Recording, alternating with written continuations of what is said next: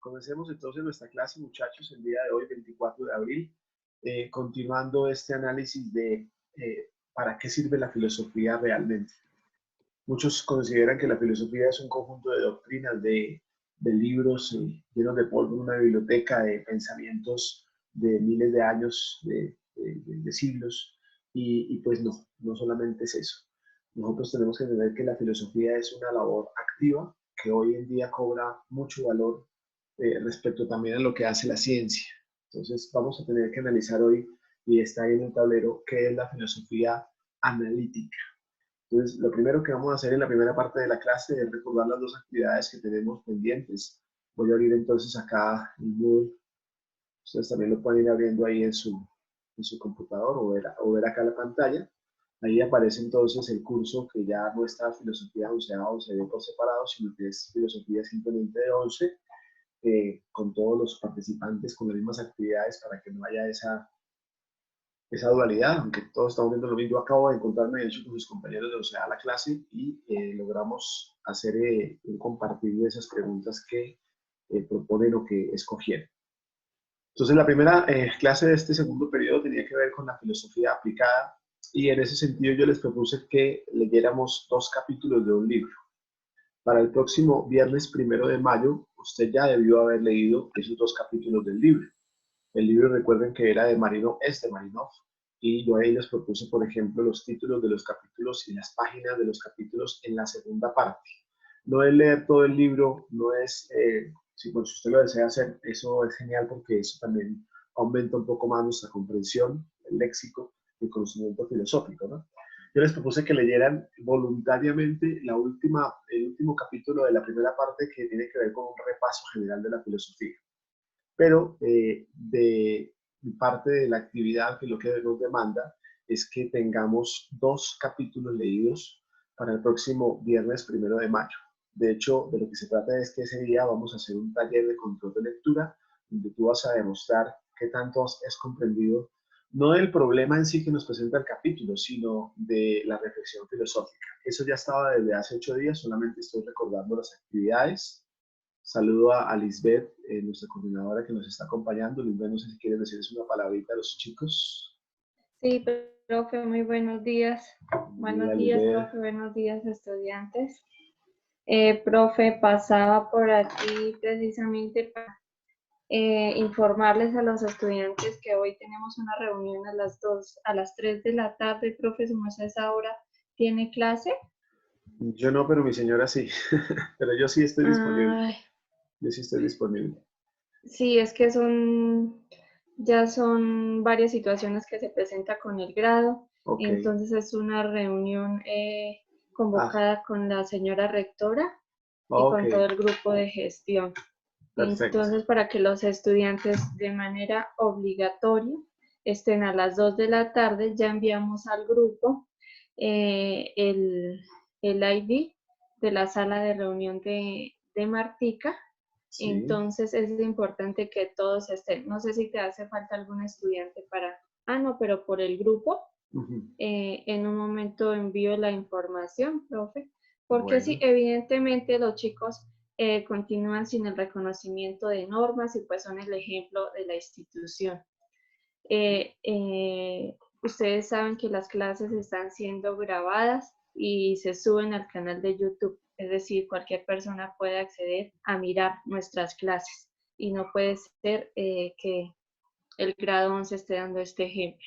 Ingreso y hay estudiantes que no tienen cámara encendida. Yo estoy segura que el docente lo pidió, el docente pidió que activaran cámaras, entonces ellos creen que esto es algo muy pasajero, que no tiene mucha trascendencia y así va a ser. Coordinación de convivencia continúa en el aula virtual, entonces pues nos va a tocar continuar, profe, tomando las medidas que se tomarían también en el aula presencial. Por lo menos Lisette, no sé dónde está, estoy viendo es el techo. Lisette puede estar muy seguramente haciendo cualquier otra actividad y nos puso fue ahí la cámara, porque ella no está. Lisette, pero tienes que darnos la cara. Lo que pasa es que no tengo un escritorio, entonces siempre se ve así. Yo voy a tratar de arreglarla, pero estoy escuchando. No estoy por fuera, estoy escuchando todo. O sea, no puedes enfocar la cámara hacia tu cara. No, pero pues yo lo voy a arreglar para que mejore, o sea, para que se pueda ver mi cara, porque es que es como algo del computador. Listo. Porque si estoy con el computador y no con el celular. Pero pues ya lo voy a tratar de arreglar eso. Ok. Listo, profe. Entonces, nos vemos a las 3 de la tarde. ¿Las 3? Ok. A las 3, sí, señor. Bueno. A las 3 ya les mandamos por el grupo el Profe, ID de la una reunión. pregunta. Señor. O sea, nosotros los estudiantes también nos conectamos a las 3 de la tarde en Es el... correcto. Todos los estudiantes. Es Todos como si lados. Está fuéramos bien, todos a rectoría. Vamos está bien. todos a reunión con Todos. ¿Listo? Listo, Luis. Listo, Muchísimas profe. gracias, muy amable. Bueno, profe. Bueno, Disculpa. Feliz día, estudiante. gracias. Gracias. Muchas gracias, profe. Bueno, entonces continuamos la clase. Vuelvo a compartir aquí, muchachos, la plataforma de Moodle, recordándoles que estábamos reiterando las actividades, ¿no? Entonces, ¿por qué propusimos este libro? Y ahí es donde yo les decía a ustedes, chicos, que tienen que escoger desde su propio querer, su propia voluntad, qué les gustaría profundizar en el punto de la filosofía analítica, ¿no? Supongamos que en este momento ustedes están pasando en medio de la cuarentena por una situación familiar donde de pronto están cuestionando la asertividad, la necesidad de diálogo, de encontrarlos de maneras distintas. Hay un capítulo que se llama Vida familiar y lucha. Y la pregunta es, ¿qué dice la filosofía o qué nos puede ayudar la filosofía en un tema que en este momento nos está interesando? U otro está cuestionando el tema de la moral, los actos buenos, los actos malos. Entonces hay otro capítulo que se llama ¿Por qué una moral y una ética? Pues recuerden que esto no es un libro de autoayuda, ni mucho menos, es un libro de contenido filosófico, sencillo de leer, no son teorías demasiado elaboradas, ni términos técnicos. Entonces, para de hoy en 8 días, tú tienes que haber leído, solamente haber leído el capítulo, tomado apuntes en tu cuaderno, porque así vas a participar del control de lectura. Y la otra actividad, chicos, y es aquí donde yo los quiero escuchar, tiene que ver con el escoger una de las preguntas que yo les planteé en el Moodle. Habían 11 preguntas allí, pues numeradas del 1 al 12, pero yo me había equivocado, ya he quitado la pregunta número 8, entonces el número 8 no está. Hoy quiero escucharlos a ustedes. Las preguntas las tienen ahí en su módulo, ahí están. Yo les había propuesto algunos autores para poder comenzar a pensar esas preguntas. Quiero escuchar las preguntas que ustedes eligieron. Entonces voy a dejar de compartir acá el Moodle y ustedes, como tienen el Moodle abierto allá en su plataforma, quiero que me cuenten cuál fue la pregunta que escogieron rápidamente y la razón. ¿Por qué? Porque yo así voy a hacer una lista de las preguntas que más se reiteran en su intención y la idea es que comencemos a profundizar a través de la clase en esas preguntas. Marianita Garzón, ¿cuál fue la pregunta que tú escogiste y por qué? ¿Por qué el ser humano se inclina hacia el mal? De Hannah Arendt. Ok, la pregunta número 4, ¿cierto? ¿Y por qué motivo escogiste la pregunta número 4, Margarita? Okay. Ya que ella consideraba a sí misma una teoría política más que filosófica. Las circunstancias que pueden llevar a un ser humano normal, por decirlo así, a cometer atrocidades. Parece imposible responder desde su sentido psicológico como una cuestión del mal que ocupa un lugar central en el pensamiento de Hannah Arendt. Al constituir un concepto transversal que recorre todos sus trenes de pensamiento, se somete al análisis de la naturaleza del mal. Ok, eso lo escribiste tú, Marianita, como una sustentación de la respuesta, de la pregunta, ¿cierto? ¿Alguien más escogió la pregunta número 4? Que pueda activar el micrófono y decir yo. Laura Gutiérrez también la escogió, muy bien. ¿Por qué, Laurita? No, porque pues yo investigué, ¿no? Y entonces como que esa respuesta aún como que esa pregunta aún no tiene respuesta. Entonces es como que aún no sabemos por qué nosotros normalmente nos inclinamos por el mal y pues eso como que me atrajo. Muy bien, entonces ten en cuenta, Marianita y Laura, que muchos filósofos y muchos pensadores han querido responder la pregunta sobre el origen del mal. Entonces ustedes no solamente pueden leer a Arendt, que fue la que yo les propuse con la banalidad del mal, y vamos a tener que analizar algo sobre ella, sino por ejemplo leer a Hobbes, cuando él dice que el mal está en la naturaleza humana, que el hombre es el mismo lobo del hombre. Entonces la pregunta es, ¿dónde se origina el mal? ¿Y por qué hay tantas atrocidades que vemos a diario? personas que, no sé, matan a otras personas, que roban, que engañan. Nosotros mismos muchas veces estamos inclinados de manera inconsciente hacia el mal. Gracias, Mariana. Laurita, ¿alguien más escogió la pregunta número 4? Listo. Entonces pasemos a Laurita Pérez. Laurita, abre tu micrófono y nos cuentas cuál fue la pregunta que tú elegiste, Laurita. No, profe, no lo he elegido. Bueno, entonces para Laurita y para quien no la ha elegido, recuerden que para hoy tenemos que haber elegido esa pregunta. ¿Por qué? Porque yo estoy haciendo la lista de las preguntas que más nos inquietan y ese va a ser el orden como tal de lo que vamos a hacer después del control de lectura con las clases. En la filosofía analítica vamos a unir el lenguaje, la filosofía del lenguaje, a esta reflexión sobre esas preguntas. Entonces la pregunta, por ejemplo, del mal tiene un concepto que hay que definir, maldad, ¿cierto? Origen del mal. Ahorita te voy a pedir a ti y a los que no de pronto lo han hecho, hoy hasta el mediodía en un mensaje de audio me tienes que decir, profe, la pregunta elegida es esta y el motivo por el que la elegí fue esta. ¿Listo, Laurita? Ten en cuenta eso. Ana María, ¿escogiste ya la pregunta? Abre tu micrófono y nos cuentas cuál y por qué. Yo tenía varias, pero no sabía que tocaba investigar porque... No es investigar, es que ustedes al menos hayan pensado, oiga, esa pregunta, ¿por qué me inquieta? Sí. ¿Cuál? Yo escogí la 2, realmente somos libres, porque pues siento que a veces como, se supone que sí, pero siempre estamos regidos como por algo. Entonces creo que Okay. se va por ese camino y me llamó la atención.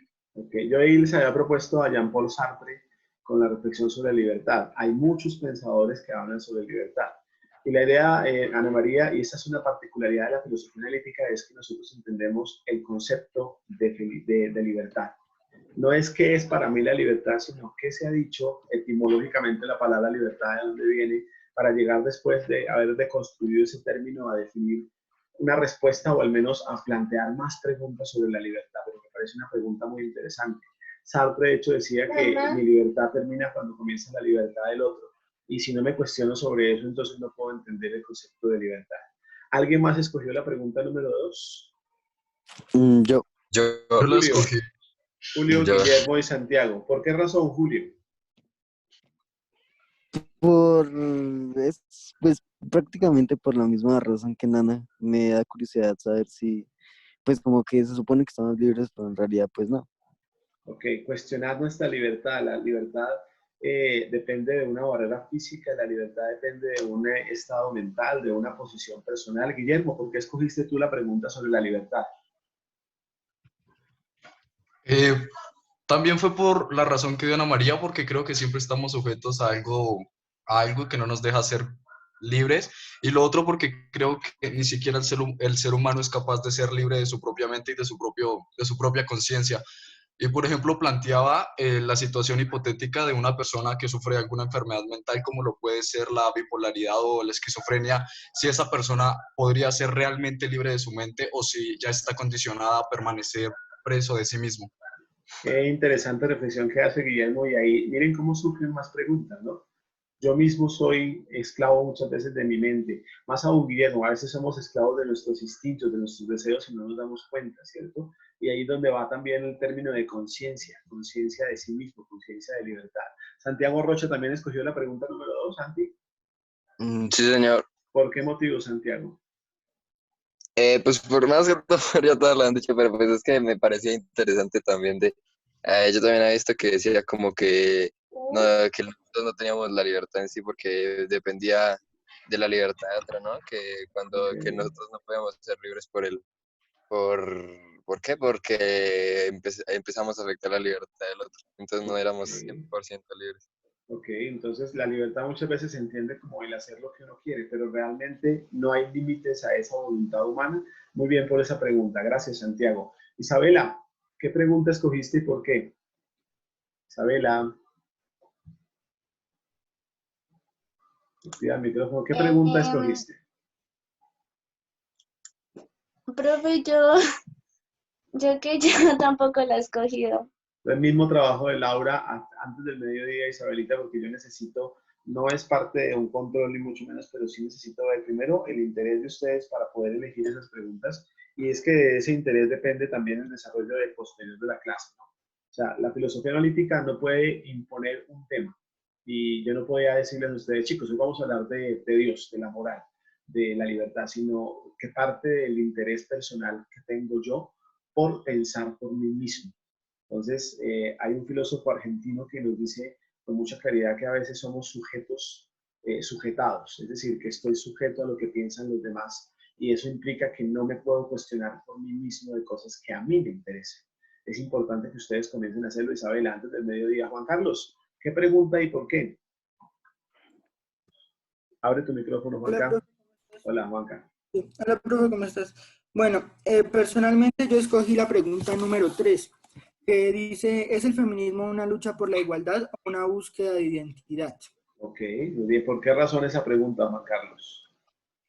Bueno, y como tal pienso que el hombre, así como lo dice Hobbes, creo, es un ser político por naturaleza y pues creo que el feminismo como tal tiene esa implicación política, sí está implícita la política dentro, sí, sí. También de saber el hecho de qué es lo que busca el feminismo, si hay muchas ramas del feminismo, sí está el afrofeminismo, el transfeminismo, o sea, hay muchas ramas del feminismo y de saber de en realidad qué es lo que busca, si realmente busca la igualdad entre hombres o mujeres, si busca como la autosatisfacción, el encuentro con sí mismo, qué es lo que busca, eso es lo que quiero. Muy bien, Juan Carlos. Es de construir ese término feminismo. Yo les había propuesto a Simón de Beauvoir, pero podemos elegir a muchos otros pensadores, pensadoras que hablan de hecho de igualdad de derechos. Y es cuestionante muchas veces cómo hoy en día hay muchos tipos de feminismos extremos que no son dependientes de una teoría filosófica o ni siquiera política, sino simplemente de un de querer reivindicar derechos, ¿no? Y ahí les dejo el dato para que lo tengan en cuenta. Los primeros que hablaron de igualdad de derechos entre hombres y mujeres fueron unos obispos de la Iglesia Católica que proponían, por ejemplo, la igualdad salarial y otras cosas. Tenemos que analizar y deconstruir el término feminismo. Muy bien, Juan Carlos. Marianita Ramírez, ¿qué pregunta escogiste y por qué, Gracias, Marianita? profe. Mariana, Profe, es que yo, perdón, profe, es dale. que yo no he elegido nada. O sea, Bueno, estoy mirándolas hasta ahora. mismo trabajo de Laurita de Isabel, entonces antes del mediodía un audio de WhatsApp, profe, mi pregunta es tal y por ese motivo. Lina, ¿escogiste la pregunta? ¿Cuál y por qué? No, profe, yo tampoco las he escogido aún. Entonces, mismo trabajo. Yo aquí estoy notando quién no las ha escogido todavía para saber entonces, esperar sus audios. ¿Listo, Lina? Natalie, Juliana, ¿qué pregunta Bueno, escogiste y por qué? Profe, yo escogí las 5, Ajá, que es qué sucede cuando decidimos sufrir debido al apego, ok. ¿Por qué porque motivo pienso esa? que es una situación que está explícita en la vida cotidiana, que la vivimos todos los días, y no solamente pues con cosas materiales, Sí. sino también a cosas que están como, que son abstractas. Por ejemplo, muchas veces nos apegamos a la fe de una manera tal vez inconsciente o hasta ignorante, por no decirlo, y culpamos a Dios de todo lo que pasa porque estamos apegados a una forma de explicación, ¿no? Tú dices cosas materiales e inmateriales. Qué interesante cuestionar eso del apego. Ahí está Buda, pero también hay muchos filósofos, sobre todo existencialistas, Albert Camus, por ejemplo, que habla de cómo nosotros somos llamados a la muerte y a veces estamos tan apegados a la vida que eso nos hace sufrir. Entonces hay que entender un poco más la teoría del apego. Muy bien, Juliana. Gabriela, ¿qué pregunta escogiste y por qué? Los planetas giran alrededor del Sol. ¿Cómo, Gabriela? Gaby, abre tu micrófono. Eso. No he escogido ninguna aún. Gabriela, entonces ya sabes, para hoy antes del mediodía, que tú me digas qué pregunta escogiste, por qué. Ya está Julio. Felipe, ¿qué pregunta? Juan Felipe. Hola, profe. Hola. Pues yo escogí, espera, que no sé cuál es esta. La de la séptima. Séptima, ok. ¿Por qué preferimos Sí, buscar porque, lo fácil y evitar la dificultad? ¿Por qué? porque siempre vamos a buscar un camino fácil para obtener una satisfacción, la Ok, cual en un futuro nos puede traer dificultades. ok, Y sí, básicamente, ok. siempre vamos a ir a buscar un camino fácil. Felipe quiere Nunca es cuestionar difícil. el valor de lo difícil, ¿no? El valor de por qué nosotros los seres humanos inconsciente o a veces conscientemente escogemos siempre una salida fácil en lugar de valorar lo difícil, lo que cuesta. Gracias, Felipe. Lisette, ¿qué pregunta y por qué? Buenos días, profe. Yo escogí la número 10, que es en nuestro contexto latinoamericano y colombiano, debemos buscar un giro sustancial desde la libertad. ¿De la 3? La 3 es del feminismo. Número 10. Ah, la 10. Ah, muy bien, 10, perdón. Ok, y ahí yo les puse a ustedes a Enrique Dussel, que es un filósofo argentino vivo y que habla de la filosofía de la liberación. ¿Por qué esa pregunta, Lisette? A veces me parece muy interesante porque es algo que lo han buscado muchísimas personas, muchísimos políticos, bueno, no todos, la mayoría de izquierda, que son los que buscan la libertad. Y quiero citar una frase que encontré en un libro que estoy leyendo y me pareció como... Dale, Lisette, no te perdió el audio, Lisette. Quieto, Pablo. Bueno, yo aquí estoy con mi hijo. Saluda, La tranquilidad Pablo. de sigue siendo injusticia y el hambre sigue siendo hambrita. Si el futuro se transforma en una caja de sorpresas, el conservador gritaría, con toda la razón me han traicionado. Y eso es a lo que pues quiero llegar, porque me parece que sería como muy interesante que llegáramos a dar como un giro, que siempre estén como en el mando las personas conservadoras y que llegue por lo menos, porque cada vez, por ejemplo, en Colombia, cada vez que alguien quiere dar su punto de vista, como que siempre termina de alguna forma afectado. En un ejemplo de eso puede ser Garzón, pues muchas más personas, cada líder social que quiere ayudar a su pueblo, y pues por eso la escogí. Muy bien, Lisette. Qué interesante reflexionar la realidad social, política colombiana, latinoamericana a través de esa pregunta y cómo, por ejemplo, Enrique Dussel nos invita a la liberación, a liberar, a cambiar esos paradigmas que nos han instaurado. Viene la cuestión, muchachos. ¿Cuál es el trabajo para ustedes entonces? De aquí al próximo viernes, solamente es leer esos 2 capítulos de Marinov y comenzar de alguna manera a buscar ampliar las preguntas que ustedes han elegido.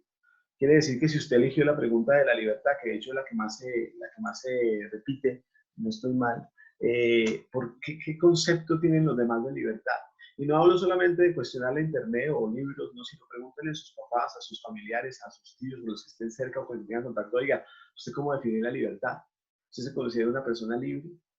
Marianita y creo que Lina también, las que escogieron el tema de, Laura Gutiérrez, el tema del mal. ¿Por qué el ser humano hace el mal? ¿Será que el mal es algo que viene de nuestra naturaleza? ¿Nacemos siendo malos de alguna manera o vamos a crecer y aprender el mal como un medio de supervivencia? Porque eso es lo que viene. Después de que hagamos el taller el próximo viernes, vamos a intentar comenzar a profundizar esas preguntas que ustedes pues han elegido. Como eligieron mal la pregunta de la libertad, pues comenzaremos por ese lado, creo, y pues a explorar las demás. Por eso es tan importante que ustedes los demás participen. Hoy, chicos, vamos a hacer el contexto de la filosofía analítica. Si alcanzan a ver algo del tablero que ahorita les voy a mostrar, vamos a ver qué es eso de la filosofía analítica. Por eso es importante que en su cuaderno de filosofía pongan como título ahí, filosofía analítica, que está en el siglo XIX y siglo XX. De hecho, comienza en 1879 la filosofía analítica con un filósofo que se llama Gottlob Frege, que es el primero que habla del término filosofía analítica. Yo en un momento voy a pasar a explicar las 5 características de la filosofía analítica. Ustedes van tomando apuntes de lo que es la filosofía analítica, recordando que no tienen que enviarme nada de aquí al otro viernes. ¿Qué tienen que hacer? Leer y comenzar a buscar de pronto ampliar esas preguntas sobre la pregunta que ustedes eligieron. De pronto se dan cuenta que ninguna de las preguntas que yo planteé es la que realmente quieren ustedes cuestionar. Y la idea es que ustedes también planteen preguntas desde su intención personal. Yo les decía, chicos, que a veces somos personas sujetas por algo que ni siquiera entendemos. ¿Qué es lo que ha determinado que ustedes piensen, busquen y quieran las cosas que hoy buscan y quieren tener? ¿Qué hilo invisible es el que lo lleva a usted a pensar que la mejor manera de pasar el tiempo libre es dormir o jugar play simplemente y no salir al mundo, no sé, pensar en viajar cuando ya todo esto pase, no ampliar nuestra mente con el conocimiento? ¿Qué es lo que nos ha llevado a ser lo que somos? Y realmente eso que somos es lo que nos sirve para lo que queremos llegar a ser. Entonces, miren cómo es de paradójico el ser humano. El ser humano Quería empezar con estas frases. La clase de hoy, la parte teórica, es el único ser viviente capaz de pensar sus propios saberes. Y eso parece bastante profundo, ¿no? El ser humano es el lugar donde todos los saberes son pensados. Tú eres el único capaz de cuestionar qué es eso que sabes, qué es eso que has construido hasta ahora. Porque la filosofía analítica, muchachos, parte de esa idea o de esa premisa.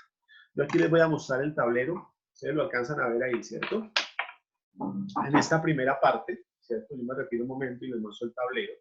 Simplemente para explicarles qué es eso de la filosofía analítica. En el siglo XIX, a finales del siglo XIX y en este siglo, en el siglo XX, perdón, los filósofos comenzaron a cuestionar si la filosofía tenía una utilidad real. ¿La filosofía sirve para algo o es simplemente un conjunto de saberes que otros han dicho? Es decir, ¿lo que pensamos nosotros depende de nosotros mismos o realmente es algo que simplemente hemos aprendido de alguien más sin cuestionarnos el por qué y el para qué? Entonces, el primer filósofo que habló de esto fue el filósofo, como les decía, Gottlob Frege, que decía que hay una estrecha relación entre el lenguaje y la filosofía. Entonces, allí ustedes recordarán que algunos eligieron, fue asignado el periodo pasado, la filosofía del lenguaje, y hablábamos, por ejemplo, de Wittgenstein, de otros filósofos que vamos a tener que analizar más adelante, cómo lo que yo pienso, lo que yo conceptualizo en mi cabeza, tiene que ser reevaluado y repensado. Y esa es la labor de la filosofía. Es decir, que si hoy tú tienes en tu cabeza metido una definición de lo que es la felicidad, tienes que cuestionar ese concepto, deconstruir ese concepto, y ojo con ese término que puede ser nuevo para muchos de nosotros, deconstruir. Deconstruir es derrumbar y volver a construir de una manera mucho más metódica y organizada. O sea, por ejemplo, el concepto de familia. Ustedes saben o definen lo que es familia, pero se han cuestionado realmente en algún momento lo que implica esa definición conceptual, esa imagen mental. Porque el día que vayamos a construir una familia, que ustedes ya quieran formar una familia, ahí es donde van a tener que enfrentarse a esa deconstrucción inconsciente que muchas veces nos permita tomar decisiones adecuadas. Cuando yo he deconstruido el concepto amor, amistad, familia, profesión, plenitud, yo puedo tomar una mejor decisión frente a ella, y esa es la relación directa entre la filosofía y el lenguaje. Una de las características de la filosofía analítica es que cuestiona, analiza, reflexiona sobre el lenguaje. Weissman, a su vez, otro filósofo, Weissman decía que también la filosofía analítica tiene un deber muy interesante, y es que la filosofía analítica no va a plantear respuestas definitivas. O sea, no tratamos de aferrarnos a respuestas como lo hace la ciencia, hipótesis para ver si son posibles, sino que tenemos que proponer nuevas preguntas. O sea, ustedes, de hecho, con la pregunta del mal, la libertad, de la revolución en Latinoamérica, de todo esto, no van a llegar muy seguramente a una respuesta definitiva. Y eso no es absurdo. Lo absurdo sería conformarnos y aferrarnos a una respuesta que nos convenga, pero que muchas veces no está completa. Hay que seguir preguntándonos sobre muchas cosas. Es decir, que si tú hoy en día, por ejemplo, ya tienes claro lo que vas a estudiar el otro año, bueno, cuando todo esto pase puedas definir hacia dónde nos vamos por ese lado, ¿cierto? Deberías seguir cuestionándolo, porque de hecho el trabajo de construcción del ser humano es un trabajo diario. Entonces, ahí hay dos características. Primera característica, una estrecha relación entre la filosofía y el lenguaje. Y segunda, exploramos preguntas más que definir o aferrarnos a respuestas. Aquí les voy a plantear, chicos, otra parte. Esperen un momento, acá no se muevan a María, por favor. Otra parte del tablero que yo les había puesto esto organizado para ustedes. A ver si lo alcanzamos a ver acá. Ahí sí alcanzan a verlo, sí, un poco más. Hay 5 características de la filosofía analítica que yo quiero presentarles. ¿Listo? Primera característica. Los filósofos analíticos tienen que desenredar todos los problemas. Ustedes imagínense un castillo de naipes. Ese castillo de naipes ya construido, que se ha hecho con mucho esfuerzo, es la ciencia. La ciencia cree tener las respuestas ante todas las cuestiones que ha explorado, ¿cierto? Pero la filosofía analítica quiere derrumbar ese castillo de naipes y volver a comenzar a construirlo a través de preguntas. Eso se llama deconstruir. Deconstrucción es un término nuevo para ustedes, yo no sé, acá lo voy a poner al ladito. Deconstrucción es ese papel, esa labor que yo hago cuando comienzo a analizar cada una de las partes o variables de un problema. Usted, por ejemplo, que está enamorado hoy en día o que tiene sus amigos, ¿por qué no deconstruye el término amor para llegar a cuestionar si realmente ha entendido lo que es ese concepto? Primera característica de la filosofía analítica, entonces, desenredar los problemas. ¿Listo? Segunda característica, como es una filosofía que se relaciona mucho con el lenguaje, va a utilizar un método que se llama el método de análisis filosófico. Ese método puede tener tres características diferentes entre sí. La primera es que puede simplemente dedicarse a reducir los términos, por ejemplo, mal, felicidad, libertad, cierto, bien. Ese puede ser una característica. Yo reduzco los términos y hago una simple definición y ya, con eso es suficiente. Otra característica del análisis filosófico es que puedo llegar a revisar a profundidad el concepto y a verificar si entiendo desde muchas miradas qué es el mal, qué es la libertad, ¿cierto? Qué es, por ejemplo, el sacrificio en el tema que escogió Felipe, del esfuerzo, ¿cierto? Que queremos lo fácil y evitamos lo difícil. Entonces nos dedicamos simplemente a conceptualizar. Y otra característica es la revisión gramatical de esos problemas que yo estoy analizando. Y la gramática tiene que ver con el origen de las palabras, con el sentido de las palabras, de las afirmaciones, con las proposiciones que yo estoy analizando en el lenguaje. Entonces ya vamos con dos características muy interesantes de la filosofía analítica. La tercera es que los filósofos analíticos rechazan lo metafísico. Lo metafísico es aquello que es una realidad que está más allá de lo físico. Entonces ellos no se dedican a pensar, por ejemplo, cómo encontrar el sentido de la existencia o de los problemas en algo que no está en lo material. Y eso es muy particular porque muchos filósofos analíticos no es que rechacen la idea de Dios, no, pero ven la imposibilidad de que esa sea la mejor manera de encontrar una definición o a explorar respuestas a estas preguntas, ¿cierto? La cuestión es que desde el siglo XX, desde mediados del siglo XX, la metafísica volvió a entrar en la filosofía analítica porque nos dimos cuenta, la filosofía se dio cuenta, se percató de que muchas veces lo metafísico sí puede darle sentido a las preguntas materiales que estamos nosotros planteando. Cuarta característica, no al cientificismo. El cientificismo, muchachos, es esa teoría, esa aseveración que nos dice que hay que confiar sola y únicamente en la ciencia. Y ahí es donde separamos la ciencia de la filosofía. Aquí lo voy a mostrar más abajito. Entonces, no hay que confiar plenamente. Por ejemplo, hoy en día, muchachos, hoy en día entendemos que estamos esperando una vacuna que nos va a dar la ciencia para superar toda esta situación. Pero nos damos cuenta en medio del encierro que hay otras cuestiones igual de graves que nos deben cuestionar, que no tienen que ver con la ciencia. Por ejemplo, el sentido de la existencia. Por ejemplo, en dónde encuentro yo la asertividad en el diálogo, que son temas del lenguaje. Entonces ya tenemos ahí 4 características, ahorita las voy a repetir. Y la quinta característica, muchachos, vuelvo acá a este lado de la pantalla del tablero para mostrárselas, es tal vez la que más nos interesa reconocer, que ya la habíamos presentado, y es que la filosofía no es solamente un conjunto de saberes doctrinales o puestos por allá en libros llenos de polvo, o que otros pensadores ya muertos o vivos han dicho, no. La filosofía tiene una aplicación práctica, una aplicación activa. Está aquí. La filosofía es una actividad, no un simple conjunto de doctrinas. Y es allí donde yo quiero invitarlos, muchachos, a reconocer esto. Hoy estamos viendo la filosofía analítica, pero no sirve de nada el verla si no la aplicamos. Entonces, para eso es la lectura del libro de Marinov y esta pregunta que ustedes han escogido. Entender cuál es la utilidad real de la filosofía.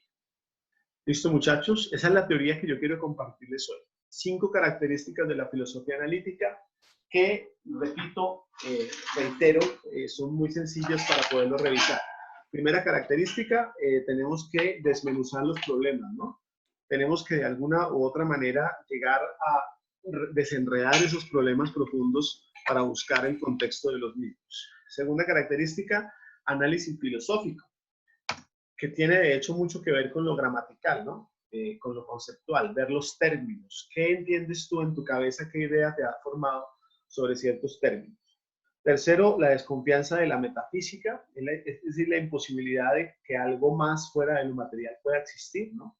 Ahí tenemos a filósofos como David Lewis, por ejemplo, como la filósofa Jean Moore, también hablando de esto. El cuarto, no al cientificismo, porque a veces se le da demasiado valor a la ciencia. Y el quinto, La filosofía es una actividad, no un conjunto de doctrinas. Dime, Juan Profe, Carlos. Dime. entonces en esa parte de el no cientificismo también sería como un rechazo al positivismo, ¿no? Porque el positivismo se centra mucho en la confianza de la ciencia. Es correcto, muy bien, Juan Carlos. Recuerden que el positivismo es la teoría que dice que solamente el conocimiento basado en la ciencia es aquel que es válido. Entonces, no es tanto el rechazo, sino más bien la distinción, Juan Carlos, entre lo que es ciencia y filosofía. Es decir, el papel de la filosofía no es el formular teorías definitivas, no, eso lo hace la ciencia. Pero es que hay preguntas que por más que uno busque, no van a tener una respuesta absoluta o definitiva. Si usted se aferra a una respuesta sobre cualquier concepto, pensemos en Dios. Si yo me aferro al concepto de Dios de manera inconsciente, sin haber cuestionado las bases profundas, eso no tiene sentido. El sentido